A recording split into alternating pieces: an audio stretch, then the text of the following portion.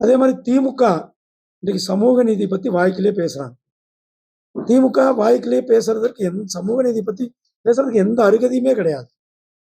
அருந்ததியர் மக்களுக்காக இருக்கின்ற ஒரே ஒரு தொகுதி ரிசர்வ் தொகுதியில அது நீலகிரி தொகுதி தான். அந்த மக்களுக்கு கொடுக்க வேண்டிய அந்த ஒரு தொகுதியில கூட திமுக தன்னுடைய வேட்பாளரை அந்த அருந்ததியர் வேட்பாளர் நிறுத்துறதில் இல்லை. அப்ப இவர்கள் என்ன சமூக நீதி பத்தி பேசுறது என்ன யோகியதை இருக்கின்ற ஸ்டாலினுக்கு? சமூக நீதி பத்தி இனிமே எங்கேயாவது ஸ்டாலின் பேசினா மக்கள் பெரிய எதிர்ப்பை சொல்லுவாங்க. அவருக்கு பேசுறதுக்கு யோகியதே கிடையாது. அதே நேரத்துல இந்த ராஜா அந்த சமுதாயத்தை பத்தி ஒரு தரைக்குறைவாக பேசுறது, இதுதான் இவங்க சமூக நீதியா? அதே போல இங்க மக்கள் ஆன்மீகத்தின் மேல ரொம்ப ஈடுபாடு உள்ளவர்கள், தேசமும் தெய்வீகம். இங்க இருக்கிறவங்க பேட்ரியாட்டிஸ், இந்த நாட்டினுடைய வளர்ச்சியை எதிர்நோக்கிறவர்கள், இந்த நாட்டினுடைய முன்னேற்றத்தை எதிர்பார்க்கிறவர்கள். பிரிவினைவாதிகளுக்கு இடம் இல்லை. ராஜா ஒரு பெரிய பிரிவினைவாதி. அதே போல கடவுள்களை பத்தி தவறாக பேசுவது, இதெல்லாம் மக்கள் ஒரு பெரிய கோபத்தில் இருந்து கொண்டிருக்கிறார். நான் முன்னாடியே சொன்னேன் உங்களுக்கு, இன்றைக்கு இந்த தேர்தலில் தர்மத்திற்கும் அதர்மத்திற்கான தேர்தலாக இந்த தேர்தல் இருந்து கொண்டிருக்கிறது. இந்த தேர்தல் 2Gக்கு ஊழலுக்கும் எதிரான தேர்தலாக இருந்து கொண்டிருக்கிறது. 2Gயா மோடிஜியா என்ற தேர்தல் இருந்து கொண்டிருக்கு. நானும் ஃபர்ஸ்ட் டேலேருந்து சொல்லிட்டு இருக்கேங்க, இந்த தேர்தல் நடத்துபவர்கள் நியாயமாக இருக்க வேண்டும்.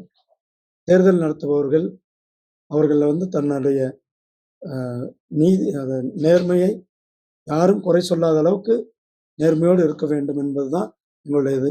ஆனால் இங்கே அப்படி நடப்பதா என்பது இப்போ இந்த சம்பவங்கள்லாம் கேள்விக்குறியாக இருக்குது. நான் வெரி ஃபர்ஸ்ட் டேலே சொன்னேன், பல தேர்தல் அதிகாரிகள் என் பின்னாடி 24 மணி நேரமும் கேமரா வச்சுட்டு இருக்கிறாங்க. நான் இன்னைக்கு ஒரு நாள் ஒரு இடத்துல பாத்ரூம் போகிறேங்க, அநியாய கேவலங்க. பாத்ரூம் போகிறது கூட விடாம என் பின்னாடியே கேமராவை தூக்கிட்டு வரேன். ஆனால் ராஜாவுக்கு பின்னாடி அப்படி போகிறாங்களான்றது ஒரு பெரிய கேள்விக்குறியா இருக்கு. ஏன்னா அது எங்கள் வேலையும் கிடையாது அவர்கிட்ட போகிறாங்களா இல்லையான்னு செக் பண்ண. ஆனால் தேர்தல் அதிகாரிகள் நியாயமாக நடந்து கொள்ள 24 மணி நேரமுங்க. இதெல்லாம் ஓவரால். எங்கள் வண்டி செக் பண்ணா செக் பண்ணுங்க. நீங்க என்ன சால்வ் எத்தனை போடுறாங்கன்னா எழுதுங்க. கேமரா கொண்டு என் மூஞ்சிலே 24 மணி நேரம் வச்சுக்கிட்டு இவங்க எப்படி நேர்மையான தேர்தல்? ராஜா கிட்ட போய் 24 மணி நேரம் கேமரா வைக்கிறாங்களா? ஏன்னா அங்க வச்ச திமுக கேமரா உடைச்சு போட்டோம். நாங்க நேர்மைக்கும் நீதிக்கும் கட்டுப்பட்டவர்கள். அதனால தேர்தல் நடத்தும் அதிகாரிகள் நியாயமாக நடந்து கொள்ள வேண்டும். அது யாராக இருந்தாலும். இங்க இருக்கிற ஒரு டிஆர்ஓ 6 வருஷம் இங்க இருக்கிறாங்கன்ட்டு எல்லாருமே சொல்றாங்க. அவங்க அது மாதிரி ஒரு அதிகாரி வச்சுட்டு எப்படி தேர்தல் நடத்துறாங்க? இங்க சில பேர் திமுகவுடைய மாவட்ட செயலாளர்களாக நடந்து கொண்டிருக்கிறார். இன்னும் சொன்னா கீழே மேட்டுப்பாளையத்துல அவர்கள் ராஜா வீட்டுல வேலை செய்யாத ஆட்களாக தான் இருந்து கொண்டிருக்கிறார். இப்படிதான் தேர்தல் அதிகாரிகளுடைய வேலைகள் நடந்து கொண்டிருக்கு. முந்தா நேரத்து நான் ஒண்ணு சொல்றேன், பிரதமருடைய நிகழ்ச்சிக்கு இந்த பிடபிள்யூடி சர்டிபிகேட் கொடுக்கணும். அதுக்கு கிட்டத்தட்ட எங்களை அலக்கழிச்சு அது சரியில்லை இது சரியில்லை அதை பண்ணு இதை பண்ணு. கிட்டத்தட்ட காலையில 6 மணிலிருந்து நைட்டு 9 மணி வரலும் அந்த சான்றிதழ் கொடுக்கணும். அதுக்கு பிறகு நான் கோயம்புத்தூர் கலெக்டருக்கு இந்த கலெக்டருக்கு பேசின பிறகு அப்படி கொடுக்குறாங்க. அப்ப இவங்க என்ன தேர்தலை நியாயமா நடத்துறாங்க?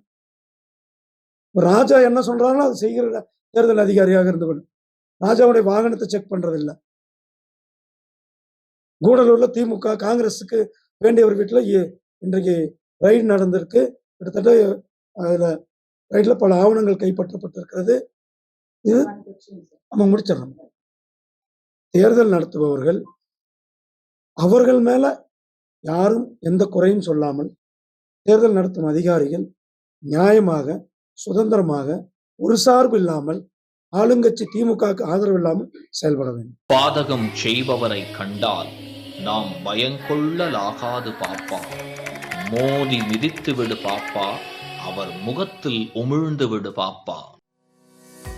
அண்மை செய்திகளை உடனுக்குடன் தெரிந்து கொள்ள இணைந்திருங்கள் இயம்நாடு தொலைக்காட்சியுடன்.